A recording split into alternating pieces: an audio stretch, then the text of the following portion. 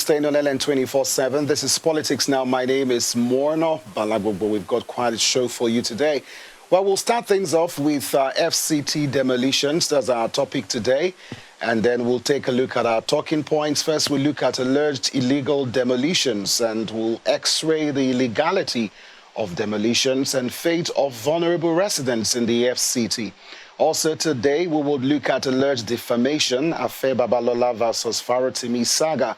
Our talking points will focus on the impact of Farotimi's comments on the judiciary, and of course, why court denied Farotimi bail, and resolving the tussle between reputation and freedom of speech. Our guest today is a legal practitioner, Osigwe Ahmed Momo, and he's also a writer, just the perfect candidate to help us make sense of our focus today on the show. We'll take a breather. We'll be right back to stay with us.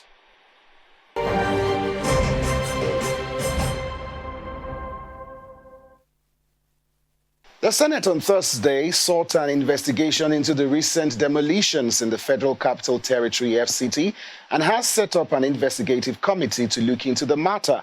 The committee will also invite the FCT Minister, Nyesom Wike, to appear before it to explain the reasons behind demolitions which have left many residents without homes.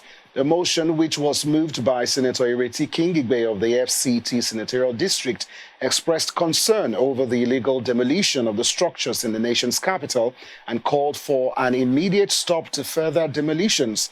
The Senate resolved to set up an investigative committee to look into the demolitions and report back to it within a specified time frame. Let's have a listen to the conversation between Senator Ireti and Senator Akpabio. Concerned that in recent time, the demolition exercise in the FCT is no longer based on reasons adduced by the FCT administration that necessitated the demolition. Further concerned that the current demolition in the FCT is not in line with due process of court orders to demolish. As such, a cross-section of individuals had suffered untold hardships occasioned by massive demolition, which has led to a loss of properties worth billions of naira. The court has its own duties to do. The minister must obey the court orders. But those that are not covered by court orders, we should urge the minister to put a hold on such demolitions until the ad hoc committee interfaces with the FCT administration and brings the report to be sure that, yes, indeed, those things are meritable. Now, on the contrary, the Minister of the Federal Capital Territory, Nyesom Wike, has vowed to continue demolishing properties illegally built on government lands. The minister has been criticized for embarking on a widespread demolition of houses in Abuja without due diligence and proper caution. So let's take a look at some of the complaints and allegations raised so far. First, you look at the construction company Polosa Nigeria Limited, which recently raised the alarm over a demolition notice issued by the Federal Capital Development Authority to demolish its estate in the Life Camp area of Abuja. They claimed that the FCDA had demanded 10 million naira for a right of occupancy, which it had paid but was yet to receive before the issuance of the quit notice. Now, in November, Home Builders Association of Nigeria accused Wike, Minister of the FCT, of illegally demolishing more than 100 homes worth over 200 billion naira in the Sabon Lugbe area of Abuja. They claim the affected developer possessed the necessary title documents and had obtained permits from the Development Control Department of the Federal Capital Territory Administration, FCTA, before they started building.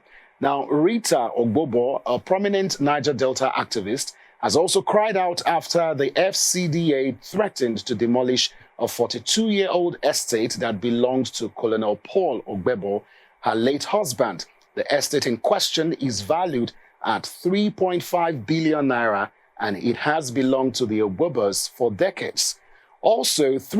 There were also accusations that Wike grabbed a piece of land belonging to Polosa Nigeria Limited, and Wike's senior special assistant on communications responded to the accusations. He said that Polosa got a temporary right of occupation of the land in 1984, built permanent structures on it, and in 2020, they applied to convert the temporary right of occupation to a statutory right of occupation. And also residents have protested before now, and some took to the streets to protest Wike's mass demolition of Ruga and other communities within the nation's capital to clear the city of perceived nuisances and criminal activities. Away from that, legal practitioner and rights activist Adeyanju has expressed concern, saying that the task force burned many houses and destroyed property worth millions of naira, and urging President Bola Tinubu to consider the plight of poor people who had been driven from their homes in Borno and northern states due to insecurity in the region. So it begs the question, on what grounds does Wike have the right to demolish or revoke land buildings? Now, the 1978 Land Use Act was codified into the laws of the Federation of Nigeria as part of the legal framework that governs the country as the Land Use Act, LUA Cap 202/1990. So we've got some infographics for you to look at your screen, talking about the Land Use Act. Section 5 of the Land Use Act grants the right of administration of lands of each state to the governor, and in the FCT minister. And also Section 9 of the Land Use Act gives governors the power to grant statutory right of occupancy to any person. Subsection 3 of this section also states that governors has the power to revoke the certificate of occupancy of a person who, without lawful excuse, refuses or neglects to accept and pay for the certificate. And also Section 4 of the law mandates that every possible option must be exploited to notify the land user of the revocation of their CFO. Well, I'm not a legal expert. Joining us right now on the show is Barrister Osigwe. Thank you so much for being with us once again on Politics Now. I mean, we knew this was coming, given the character of Wike coming from Rivers State. He's pro-infrastructure. Yeah. I mean, we can't fault him on that. Development is very good for our nation capital, talking about Abuja. But of course, we've seen how previous ministers in the Abuja have, been, with war with people over demolitions and all of that. And of course, it's Wike's time and tenure. But what is your, with some of the cases, I'm sure you must know some people who have been affected by this, because you stay in the FCT basically. So what's your overview? Let's start from there. I think, first of all, let me stress that, like the biblical saying, a king came who know not Joseph. Yeah, so we always should put this in our head, somewhere in the mind, that there may be a Pharaoh who will come that does not know Joseph. To be honest, before we go on to fault Wike, which I will in due course, but let me start by saying that there are several people who have found ways and manners to just, subvert the obvious laws. Sometimes by greasing hands continuously, sometimes by, pacifying, and sometimes with sheer nonchalance of government officials, So there are people who are built on, waterways. We have the ongoing battle in, Lugbe, this where every year we expect a flood that somebody always will die, or was a Trademore estate, I think. There are obvious parts. I mean, I handled a case there and I saw some guy who practically built his house on a waterway, and you expect erosion to go from where? And the sadness is that there have been government authorities, government ministers in and out, who have been seeing this obvious flagrant breach of every ethics and code, and turning their eyes, and you'll be asking why. Why don't you just do the right thing at the right time? So many Nigerians are used to doing normal, like we don't care, we don't send.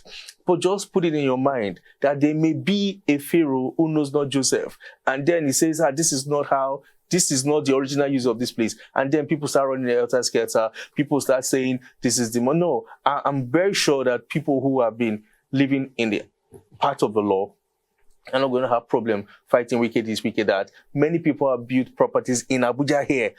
and clearly void title. They know it's void ab initio. The mind is just built there, nothing they happen. After all, this house has been there, that house has been there. You know, those kind of things have happened severally, and you probably get 1 or 2 people to just seal it or drag it for 10, 15 years in court, and you just expect that the matter is dead. So to be honest, there's been a lot of illegality within land use in Abuja. And part That's of on the part of residents. on the part of residents, that's to be honest. And part of that confusion came from the Land Use Act. You know, basically, the Land Use Act allows rural land to be with the local government. So I'm from Edo State, for example. I'm from Auchi. So it's expected that if you are in Auchi, because it's a metropolitan town, the governor can give the CFO. But if you're in a place like Ugeda, one very small village, far nobody is a rural community, then that ought to be given by the local government what do you call it, chairman, right? Yes.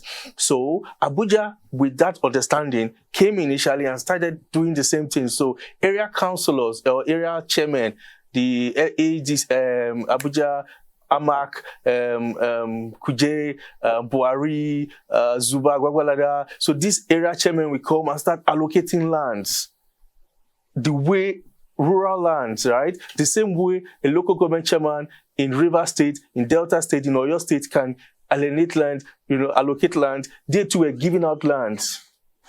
But not long afterwards, the court came in clearly to say, oh no, you guys are making a big error. Abuja is federal. All lands in Abuja are with the FCT minister. There is no local government in Abuja in that sense. They are area council, but they're not the same as local government. And as such, there is not the area council chairman cannot validly give out land. And so what now started happening is that some people still trying to give out land will look for ways and backdate the land and say this land was given because they did something called rectified regularization process, so that those lands that were given in the past or coming. But that window of regularization made a lot of irregularities in that people started using that window, give a land in 2005, backdate it to 1995, and say this is an old land. Somebody who is probably dead say I was the one that signed it. We started seeing all that. Let's call a spade a spade. So the system was so dirty. We needed to be cleaned. Wike is doing the right thing, but like I said, I will start by saying the part of the people, the part of the corrupt land use system in Abuja that Wike is trying to sanitize. But can we just agree that that's the truth? It's indisputable at this point that the Abuja land use system has been extremely corrupted over years with sometimes I don't even want to say it's corrupt leaders. I just think it's inefficient leaders who really couldn't look into this. And Wike is trying at least, so kudos for him. But then to Mr. On his own part. On his own part. Do you think there is an abuse of power here? I think that it is sad that if you're going to do the right thing, you should do the right thing. Yeah, that's how it is. He who comes to equity, your hands must be very clean, sir. First of all, we are going through the most excruciating economic period in Nigeria's history, if you ask me. So you're saying this is wrong timing? The timing is just obnoxious. The timing is just odd.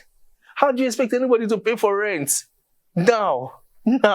So it just tells you that these people don't know what's happening in Nigeria. They are not aware. They're not aware. Cars that were bought 800,000 naira are now selling for 8 million.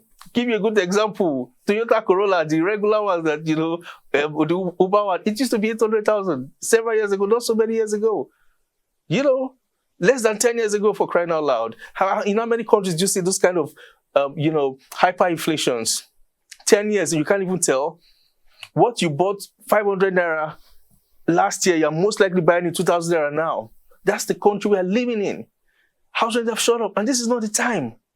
There's a time and place for things. I'm not faulting that this system should be cleaned, but I'm expecting that now what you are going to do constitute the authority, the panels and all that. And don't go around and say we need to raise money from where? From stones? People can't eat. So the timing is just obnoxious. Breaking people, the sight of it just makes it feel as if this government is here. Are you aware of any compensations for these demolitions? Well, compensations is if you have a title, you must be compensated. That's not, if they are revoking your land, the government will have to definitely compensate you. But many of these cases, how? How is it? I've seen people... The striking thing among these allegations, because I saw a viral video of a woman, I think she's a minister, and she has this property of course, with her husband. And there was this accusation that the land was collected and then given to another person. So what do you make? And so to speak, some of these persons in question are people who are, supposedly friends with the minister. So how do we explain some of these, this norm? I think we'll have to look at individual cases. You cannot, the Land Use Act allows the minister or the governor to revoke a title. But what people are not reading into the Land Use Act is that you cannot just revoke a title. I'm ready for this I'm looking for one. I keep saying, people are like, I'm looking for one case to make an example. There is a clear condition attached to it for overriding public interest. So if your land is not overriding a public interest, it must not just be a public interest. You understand? Okay. It's a public interest to build a school. Good. Is it overriding? In other words, is it that you cannot get another place to do the school? Is it so important that you have to deny me of my land? Is a constitutional right? Is a fundamental right to property? It is. Section 44, I think. You understand? So you cannot, you cannot genuinely deprive Nigeria of its constitutional right and now say you give it to another person because you like the person's face. That's not how it works. So you have to explore all possible remedy before you even come to that possibility. So, but I just feel like the timing is sick. The situation is wrong. Nigeria is going through a terrible financial time of people now. We expect government officials to be human, to pacify us and say, hey, we're in this together. This is a rough patch, 2024. Let's see how we can glide into, like a pilot effect, I keep saying. This is where President Ahmed Bola Tinubu is colossally failing. In my opinion, he's not able to communicate to the Nigerians to say, hey, this is what to expect. If you had told us that, guess what, the dollar will get to this rate, after a while, we start expecting to come, plummeting and all that, then Nigerians will say, oh, there's hope in 2027 or 2029. Now there's this confusion, frustration. People don't even know what to do, and this is not the time. I'm coming from a moral angle now. I'm coming from a citizen's angle now. This has nothing to do with the law. This is absolutely not the time to put Nigerians through this mental torture. Now, let's look at the issue of due diligence, because if you want to revoke a property, there has to be proper notification. Absolutely. Now, some of these people, they're clearly business-oriented persons. When this kind of notice comes to you, you would expect that the government will do the needful by giving people time to consider their options. Now, in some of these cases, could it be maybe they did not take heed of a threat of notification telling them that their property is going to be revoked or demolished? I think most people, once they know that their property is going to be revoked, they will definitely go to court. You have to understand the way this document is really my word against yours. How do I trust that I got the notice? You pasted it where maybe after a while it was removed and all that. So it's possible. And again, 7 days is nothing. Some people are not even aware. Yes, absolutely. It's absolutely possible. And I feel particularly saddened for business places, because right now, the economic climate is difficult and people are struggling to make business. You are making it even harder on them. These are people who want to feed, they want to work and not steal. They want to do their best to contribute to the country's growth. So I think that this is just the timing. For me, I'm a sucker for the law. This is what the position is. Do the right thing. I try as much as possible to do the right thing myself. So I'm not going to say, hey, I want people to cut corners and look left. If a property, if this is clearly a green zone, it's a green zone, what are you doing here? As at that time, except, of course, you're telling me that this has environmental impact that can affect the lives of other people, talking of the flooding in Trademore Estate and some other areas that I just think are just obnoxious. Nobody should really, in his right senses, do all that. And you're talking of criminal activities, Rugers and some of them. These are fair points. People argue that why would you go build a community so out of the town, governed by nobody knows who goes in and out of them, and as such there's no police station. There ought to be police station near to any a settlement for security purposes. So that seems to be a city outside the city that can actually affect the city. So absolutely, there have to be laws around that. I'm not going to support, somebody just trying to say, I don't have money, therefore you're not an hermit in that sense. Or at least government needs to have, a view to see what's happening there. I understand that any decision is taken for security purposes, any decision is taken for life's environmental impact purposes and all that. But basically, overall, it has to match the breaks here. It has to understand that Nigerians are going through a difficult time. And I don't think the APC governments understand this. Now, let's go back to what he said yesterday. He said, let heaven fall. I'm using the word in quotes. Let heaven fall. Demolitions will continue despite the House, the Senate, yesterday also raising attention. I recall Senator Natasha raised the issue that was on Wednesday. And then Senator Ireti raised the issue on Thursday. And despite all of that, in short, there was sort of a brawl between Ireti and the Senate president. And she had to come back. She stormed out of the session and had to come back and apologize and ensure that, the Senate president gives a listening ear to what she has to say. And she was accusing the Senate president of being biased in this particular matter. And does it surprise you that women are the ones who are, concerned about victims of those who've had properties revoked and demolished? Well, we know that Wike and his senator have not been best of friends, even though I don't know how helpful that is. Abuja is a state for Does it really work? Because you would expect that the two of them will work hand in hand. Yeah, that's my point. Even with the demolition, because since she is elected by the people, she could have played more of like a intermediary role to see what best could be done. Yeah, but she's doing the proper thing, She has a duty to check the executive, but that's exactly what she's doing.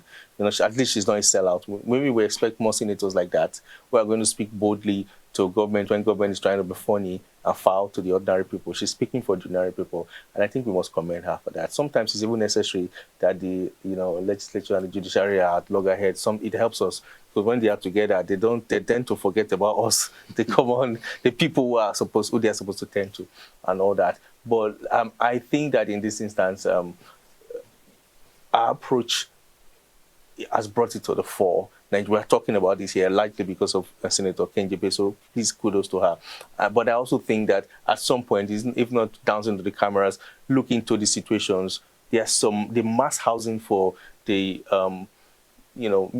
low income, middle income Nigerians should be spared now. At least, can we start from that?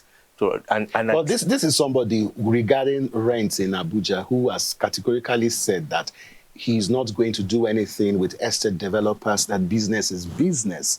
As if to say that the FCT is just for so-called those who have money. Who are those going to clean the offices of those who have monies? Who are those that are going to, prepare meals for the so-called people? So do you find it weird that the minister seem not to have like a concrete plan for like every class of individual that will, in a way kind of reduce the burden of demolitions? That's not his responsibility. That should be Senator Kenjepe's responsibility, actually. It's not Wike's responsibility to make laws in this purpose.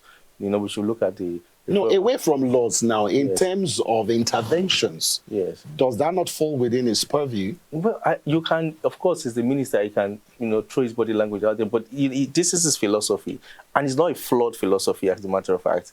There are people who are extreme capitalists that believe supply and demand will finally find its way at one point or another. If you keep putting out 800,000, if nobody can, the people that, at some point supply and demand, but somehow it's because of the system we run in Nigeria, it is difficult to really tell the financial power. There are people who have sudden shocking money that will do things, and so it's not making it look as if indeed Nigeria is going through those trying times. But of course, there are people who have properties, and after a year, 2 years, they'll start thinking to themselves, well, if I increase this rent, this person will just owe me. Let me just, give him what I know he can pay and all that. So that's coming from the capitalist angle. I'm not completely against it, but I don't think it's efficient in Nigeria, and I think that's why we need laws fairly. What happens in Abuja that is quite fair is they don't go about saying pay 2 years, and many other parts of the country that's really overburdening. But at least in Abuja, certainly you can get a house 1 year, pay your rent. Most landlords would rather have 2 years, 3 years, knowing that they will have some level, but it's a pain to a stress to the residents. So that's some level of fairness in the Abuja house property business and all that. And I actually feel like when you say you want to gouge rent, it starts from that. It looks like a good thing, but ultimately you may start saying the downside to it. People will simply say, I'm not ready to do houses. How much am I going to get from it? You know what I mean? Investors are not really going to come in. How many buildings can the government make for the people? So if it's not going to be a viable business, how would they go on? And then the other part is I think that the minister should do, if he really wants to intervene, please fix Lugbe, fix Nyanya, fix Kubwa, fix Buari and Kuje, the satellite towns that people can easily commute, create access way so that everybody doesn't necessarily feel I need to stay in Wuse, Gariki or anywhere close by, And some of these buildings that are being demolished are not really proper buildings, so to speak. They're just more of like, let me just manage. Yes. Exactly. Yeah. So what you're actually saying could solve the problem, but is the minister open to that kind of ideology? I think the minister has started well. And it's surprising I'm speaking well for Wike. I look like he's fine. I'm not, to be honest. But you're sounding like one. Because I'm just being very fair. He has started exceedingly well when it comes to road construction. Development in Abuja, I don't think it has ever been this way. I can categorically say, since I've been in Abuja, it has never been like this. And this is the harshest time in Nigeria's economic history, and seeing what it's doing, it just makes me get sad at the last 8 years. So we had a minister 8 years ago. So I'm finding it hard to floor Wike for this purpose. Because 8 years ago, I mean, there are roads that literally stayed still. We just saw them throwing concrete, deceiving themselves for eight years, and Wike have done in 8 months what the last minister couldn't do in 8 years. I can point, you know what I mean? So I feel like, clap for yourself. You have done well in the city center. Please go and focus in areas that residents hardly go to. The roads in Lugbe are still very bad. The roads in Kuba, I don't know, I think they're quite better than Lugbe. And so fix the satellite areas, concentrate there, make it so that people really want to stay out so that, and this is the areas where they can easily get affordable housing. We also have to talk about transportation also. Yes. Do you think, because there was a time in Abuja, where you had these massive buses, yes, but that has faded out. Yeah. Why are we not looking towards that in terms of solving this problem? Yeah, I think those ones, they really go, Maraba Road, there's still some of them there. But yeah, we have to do that. But I think we should move away from that and think about the rail system in Abuja. Connect is, light rail, and I think that will solve most of Abuja's problem. That has to be the focus. That really has to be the focus, and we can definitely get that very soon in Abuja. From the way I'm seeing things. I heard the one to the airport to start working sometime this year. Hopefully, if that works, then we know that people can commute easily to the airport. Last Saturday, a friend came from the airport to a wedding somewhere in Cairo, and he paid 35,000. That's sad. That's sad. Just imagine how much Nigerians have to pay for what. I mean, just imagine having an easy, rail system that can connect you from. Then you can confidently stay in Niger State, very fine, in Nasarawa State, even in Benue State, knowing that there isn't, everybody mustn't be here.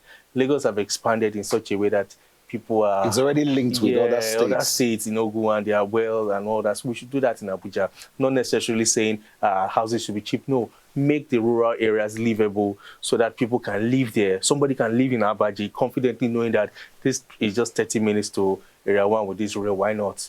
That should be the purpose.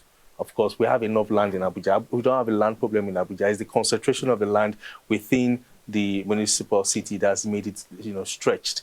And everybody basically wants to live here. Yeah, we can do. Abaji is still there.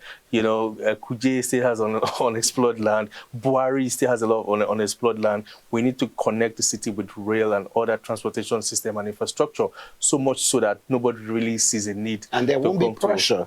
Absolutely. And that will, people will be able to afford land and be able to build them. Exactly. Now, we've seen this pressure. I've seen even APC chieftains, who is calling on President Tinubu to weigh in on this particular situation. So I guess it definitely cuts away from just politics now in terms of this is more of like Wike going after opposition, because that was the narrative that a lot of us were pushing when he was first, appointed as the FCT minister. So do you think it's something the president... I mean, it's not just those in the opposition that are making that call now, but even APC chieftains are also calling for President Tinubu to weigh in because probably of the adverse ripple effect of those demolitions. Do you think the president should step in? Well, I think to some extent. Just to wrap up this topic, also looking at the Senate too, a committee has been set up to also look into that, probably to investigate some of these peculiar cases. But someone like Wike, do you think he will show up at the Senate? He has to. He has no choice. It has to. It was confirmed by the Senate. It didn't get there. The president didn't say, "Yeah, minister, therefore you're answerable to them. You need to be answerable to them." He knows better. He's a lawyer and he has advisors. I hope he doesn't, make a scene out of this. He needs to answer to the people. If you are doing the right thing, it shouldn't be hard to say it. Like I said, some of the things that he's doing is right. There are some Nigerians, very wealthy Nigerians, that have houses abroad that will never one day delay on their payments abroad. But in Nigeria, they won't pay land use tax for ground rates and all that. Why would you do that?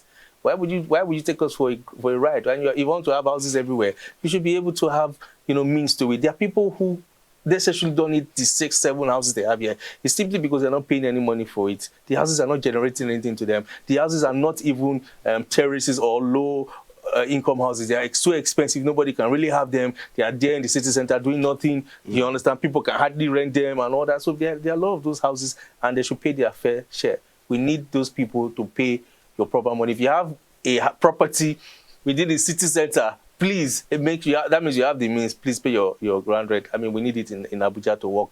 But of course, for the low housing demolition, that has to be immediately. I mean, for demolition generally, if you ask me, except when there are exceptions, that has to be immediately paused.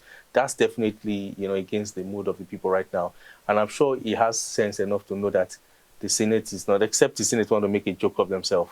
Next thing, a minister doesn't come, then who's going to take it serious? Well, we will see how that plays out, but we'll take a quick breather. And of course, when we come back, we will move to our next line of conversation. And of course, Barrister Osigwe is still with us in our studios. We'll be right back. Please stay with us. What makes the political system what it is today? What are the recurring issues? Order. The tussle for power. An extremely problematic area. The tension. The instability of the system. Join Ellen 24/7 as we take you inside the local and international political arena in the world of politics. Apologize for saying that I'm corrupt. I'm not here to call out his lies. Everybody knows he's a liar. Watch politics now on Ellen 24/7. Don't miss Politics Now on LN 24/7.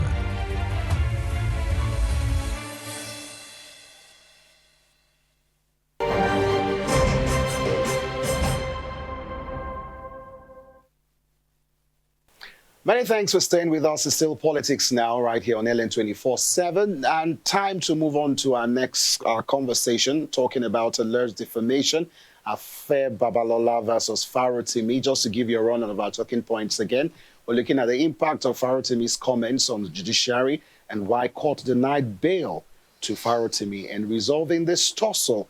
And of course, Barrister Osigwe is still with us. But let's say establish some foundation before we head into the conversation, for the sake of those who are not really following what is happening regarding these two legal luminaries. Now, the police had arraigned Farotimi before the Federal High Court in Ekiti State, as well as an Ekiti State Magistrate Court in Ado-Ekiti. The charges border on defamation and cyberbullying stemming from a petition by legal luminary and senior advocate of Nigeria, Afe Babalola, who alleged that Farotimi defamed him in his book. Now, according to the police, Farotimi in the book accused Babalola and other sons of corrupting justices of the Supreme Court. And following his arraignment in court, Farotimi has been remanded in prison. Since then, a Federal Capital Territory High Court in Abuja on Wednesday barred the human rights activist and lawyer Dele Farotimi from further publishing, selling, and circulating, advertising, or distributing the hard or soft copies of his book, Nigeria and its Criminal Justice System. A similar order was issued by an Oyo State High Court, which also granted an interim order restraining Farotimi or any person acting through him from further printing the controversial book. Well, in the course to assuage the matter, presidential candidate of the Labour Party, Peter Obi, accompanied by Southwest coordinator of his campaign, in that election, Mr. Shola Ebiseni visited Chief Babalola in Ado-Ekiti over Farotimi's ordeal, and the duo also visited Farotimi where he is kept in Ado-Ekiti prison. And sources revealed during the 2-hour meeting, Peter Obi and Chief Babalola reportedly gave some conditions, and the conditions are for Farotimi to retract his not guilty plea and thereafter publish the rebuttal in major newspapers. It was gathered that before Obi's visit, former President Olusegun Obasanjo and Catholic Bishop of Sokoto Diocese, Matthew Hassan Kuka, had reached out to Chief Babalola on the issue, and Farotimi was one of the spokesmen of the Obi Dati presidential campaign back in 2023. Mr. Farotimi, on the other hand, has denied the charges in both cases, and the Chief Magistrate's Court in Ado-Ekiti adjourned until 20th of December to rule on his bail application. And the development came barely 24 hours after the Federal High Court in Ado-Ekiti granted him 50 million naira bail in the cybercrime case. Now, lest it be stated clearly that about 93 civil society organizations have condemned the treatment of the activist lawyer Dele Farotimi and called for his release from detention. They condemn the arrest, detention, persecution, and torture of the human rights activist. Additionally, they faulted the treatment of the case involving Farotimi as a criminal rather than a civil one. So thank you so much, Barrister Sigo. You're still with us. You've been following this closely, of course. I want to ask, are some of these men your mentors? Do you look up to them in your legal profession? No. Gladly not. Happily not. Who are your mentors? One of my earliest mentors used to be, I think it's still Festus Keyamo. I used to really, used to be, before I became a lawyer, I love. But now he's no longer an activist. He's now a politician. I can hardly recognize him. He's too silent for my liking. I don't know. He's now in this administration. I used to like Oshomole also. He's not a lawyer, I mean to say. As a public analyst, I used to like Oshomole. I still like Oshomole, but till today. I just find him funny now when he speaks. Yeah. Like when he said, I'm like, really? Are you serious? Right? We are not going to sweat all over the place marching for petrol, right? You're fine with this petrol price now, right? He definitely can afford it. And I mean, his son is now a commissioner in Edo State. So what are we talking about? He's made himself. I'm just trying to say that if you look into these people, sometimes they can break your heart very easily. So be careful of your mentors, actually. Because, you can look into them and say, give hope. No, they're still great people. It makes it harder. So when you start saying something and people be like, not be today now, is it not like this? Do you get what I mean? So when you have a position, people find it hard to swallow it, seeing the Nigerian experience over and over again. Daniel Bwala, for example, people thought, this man is, speaking for the people. When it comes to politics, I mean, it's just like turning off electricity. Yeah, but some of these people didn't represent themselves as like politicians. So Oshomole didn't start off as a politician. He started as a NLC president, an activist, always there, always contending with Obasanjo, blah blah blah.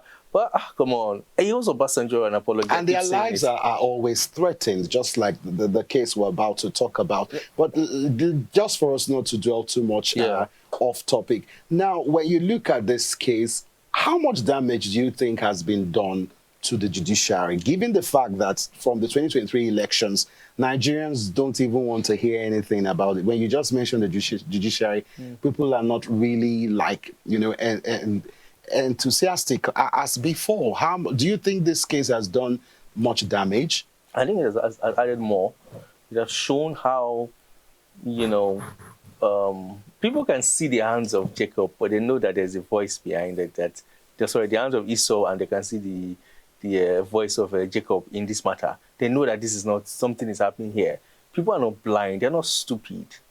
People are not stupid. This is so my tax, your money, your Nigerian money, our common purse should be used to pursue, somebody's personal vendetta against somebody. Why are you a son? Why are you a lawyer? You have advisors. And like I said it earlier, let me say it now. The man in question, Afe Babalola, is 95 years old. And upon realizing his age, I will not fault him. If you have lived up to 95, God has a hand in your life if you're a Nigerian up to 95 years. Therefore, anything you do, don't worry, you have earned a right to be wrong. Enjoy it. But there are people around you. He has lawyers. He has a firm, a thriving firm. the advisors that nudged him and went ahead to think that this is the proper thing to do, to practically push for the criminalization of speech in any form, is disgraceful. I don't think any lawyer should be taken serious that have a post that believes in his mind that speech should be criminalized in this sense, especially civil speech, me against you, not against the state. Do you get? I mean, there's some, maybe disparaging the image of a woman, that's also a crime, you know. But I mean, to that extent, you can say, okay, I understand somebody's going around to, not statements that you can go to a court and win. Why then are you telling other people? Why are you collecting people's brief to say, hey, let's go fight this matter, you will get the, justice? What's the concept of damages? Some crimes can be, I mean, some wrongs can be crime. You know, for example, there's a House of Rep, that guy that slapped somebody I was mentioning off air the other time. The guy had an option to pursue both. He still had an option to say, hey, I'll go to the court, I'll seek for damages, you know, this is battery and all that. And then you look into it. Damages is, I mean, and defamation is also one of them. But I think that for a lawyer, we have a higher standard. Particularly, you're dealing with another lawyer. You're telling a policeman, prison warders to arrest your fellow lawyers for what you said, particularly flowing from practice. But do you think, you just mentioned the fact that Afe Babalola is 95 years old. Do you think the people who are working with him, because I can recall when my grandfather was 95, he could barely speak. Yeah. So I don't think he has that energy to do all of this. So definitely people at the background, probably in his law firm, are the ones who are actually pushing this. So that brings me to ask the question, do you think this is about protecting his legacy?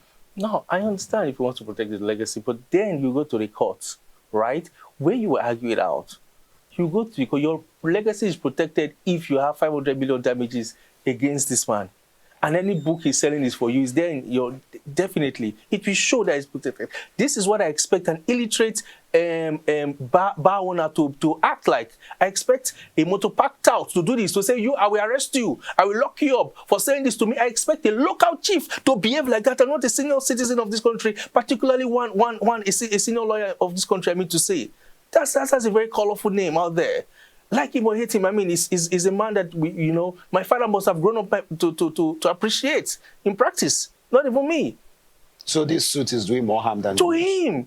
It's a disgrace. I'm telling you the truth. I don't expect a lawyer to do this. Like I said, a packed out, I will say it's okay. That's the level of your thinking. Somebody said something you don't like, lock him up for a week, I will show you who I am. That's the mentality I'm getting out here. It looks like a Nollywood movie to me.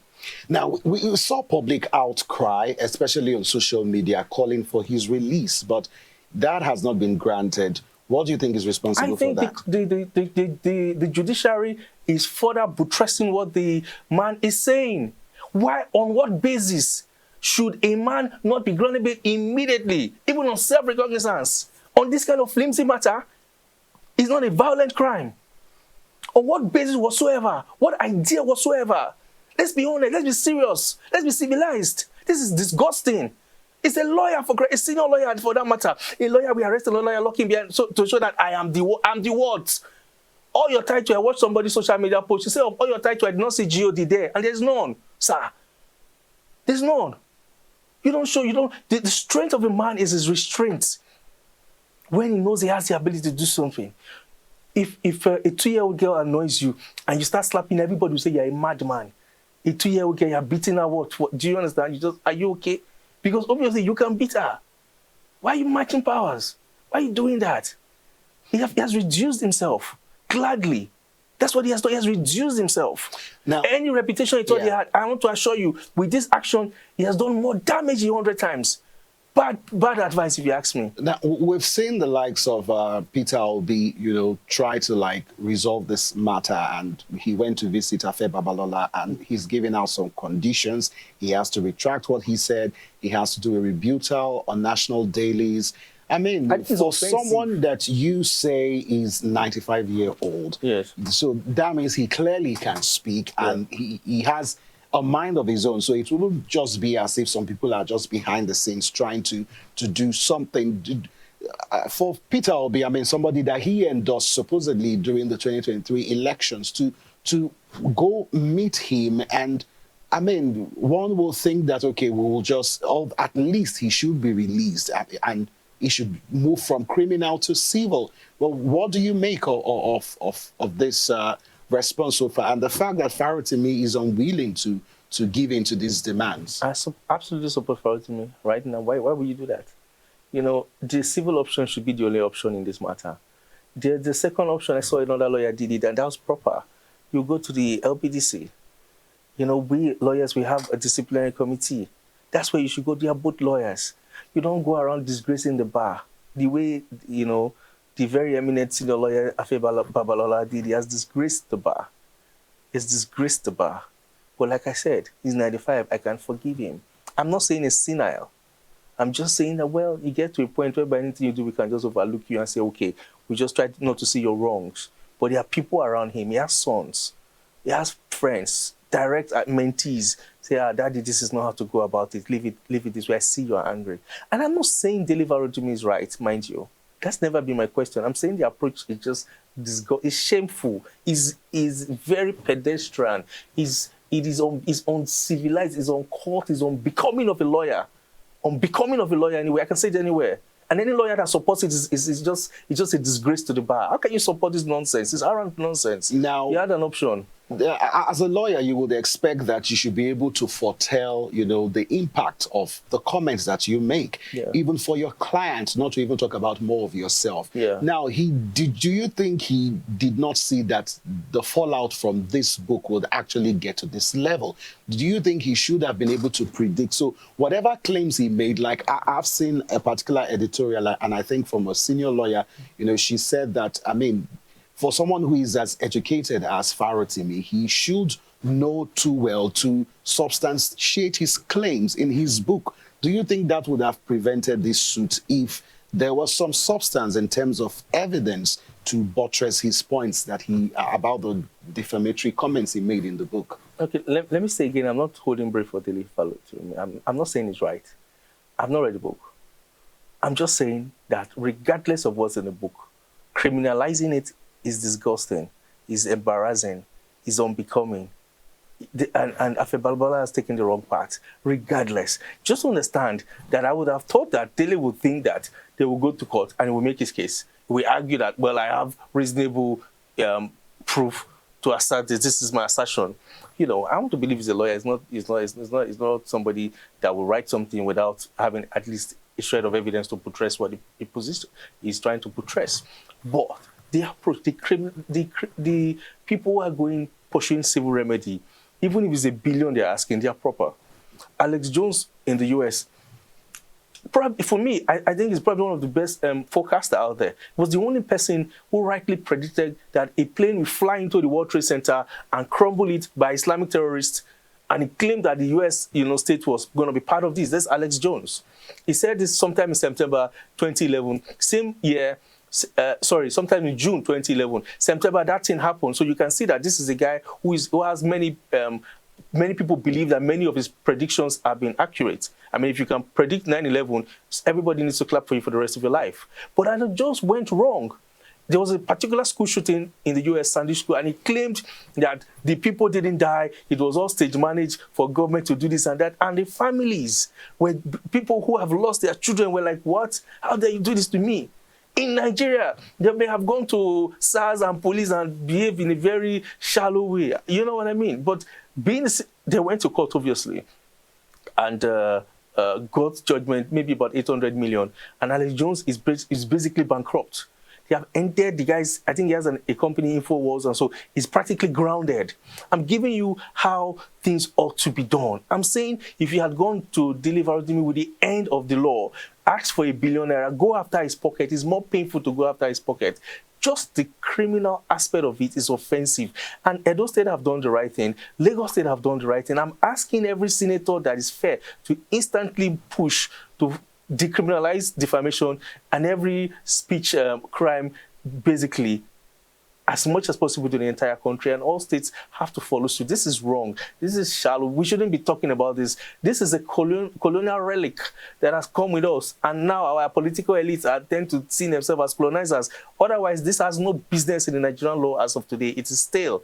It should be obsolete, like many of our laws are practically obsolete. But it is sad and sickening that very senior lawyers will go looking for these obsolete laws to met out justice. And don't forget that they're not doing it with their pocket. It is the Nigerians' money that is used to fund, to pursue this very personal case.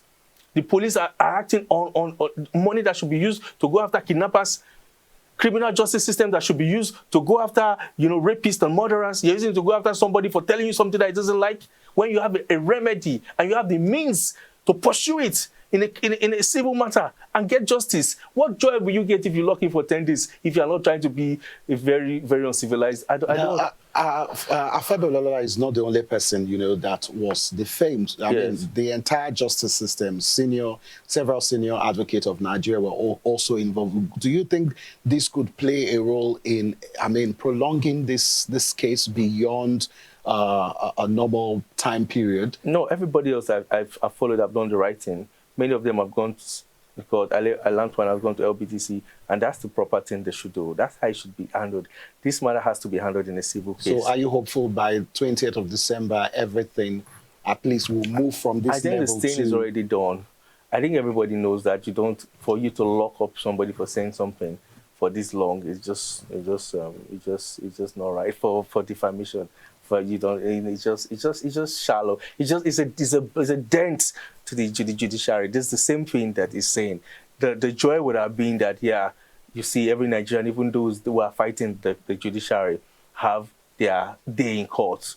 Do you know what I mean? That day too will be treated fairly. That would have been the litmus test of. That's how to show that the judiciary is free. Not this. This shows that the judiciary is not free. If it wasn't Afe Babalola, if it was you or I, if it was every other person, do you think that Dele Farotimi will be in prison for 24 hours, for an hour? Do you think? Let's be honest. If it was a common man this was done to, do you think the Nigerian police will go after him? Let's be honest. Let's call it spade a spade. It's a shame already. It's a shame on the judicial system. That's the truth. Before we go, let's talk about the book that has been banned. I mean, at a time, it was, I think, #1 on Amazon and all of that. I was on X this morning, and someone in Canada said, posted a picture of the book. Does that do anything to the book is already out there in the world. What do you make of the ban before we go? Banning of books, first of all, I'm a writer. Writing on books is my passion, so I don't think that you should be banning this right now. There's no point. Let's get justice for what it is. People will read it. I expect that there should be a counter put out there. It will help the literature. Many Nigerians are like, I'm going to read that book. I'm like, okay, if anything, we should thank Dele Farotimi this December for making more Nigerians read, because we have a terrible reading culture. And here is him, even in prison, contributing to the growth of Nigerian literature and reading culture. So maybe kudos to him. We should say yes. For that, many people's first book this year, I assure you, will be Dele Farotimi's book, and that's a good thing. Now, finally, before you go, we have a new CJ talking about Mrs. Kekere. Given the damage so far in the judiciary, how can she, transform this perception of the judiciary? Yeah, I think people see the judiciary, and most times they think about the Supreme Court, Court of Appeal, but most of the judges we have are very fair judges, are very hardworking judges. That's at the upper... Or at the lower angle, mostly the magistrate and the high court. Most of the cases they deal with are not politically sensitive cases, and many of them you can read and see fair justice. Most of our judicial system is fair. That's the truth. It's just maybe one or two cases that you and I know that we can't quite understand, but we just leave it like that. Do you understand? But majority, the judiciary is still, if you ask me, by far the cleanest arm of the government, by far the cleanest. But 90% is not good enough. 89 is not good enough. As much as possible, we need to push the judiciary to be without blemish, so that anybody that has a right will know that I'm going to court, and the judgment of the court may be for me, against me, but I know that it was a fair judgment. That's the level we need to attain. And I think we're almost getting there at some point, but there seems to be some level of politicization in the judiciary. It seemed like that, but I hope that, we'll get back to those shiny days, as soon as possible. And it doesn't... One of the issues also is seeing people whose spouses and relatives are in the judiciary. Of course, that's natural. I'm not, complaining about it. But that perception itself is somehow daunting. It makes it look as if and their the wives... speed with which they rise up the ladder. I think that's what Nigerians have an issue with. Yeah. So it's like, oh, you guys are in the executive, you're putting your other family in the judiciary. So, your wife, your children, your... Exactly. So we need to get it to be a very sacred part of the government, just the way Reverend Fathers are, or, imams are.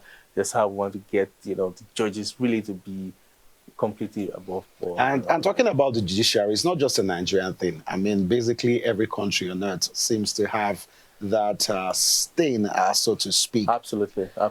Well, we're out of time, basically. Thank you so much, Barrister Osigwe, for your time. Thank you. And there you have it, folks at home. Thank you so much for watching. We can only pray that the right thing is done, because when the right things are done, we'll definitely move forward in a country where everything is fair and just for all. Once again, my name is Morna Balagogo. Many thanks for watching. See you next time right here on LN 24/7. Bye for now.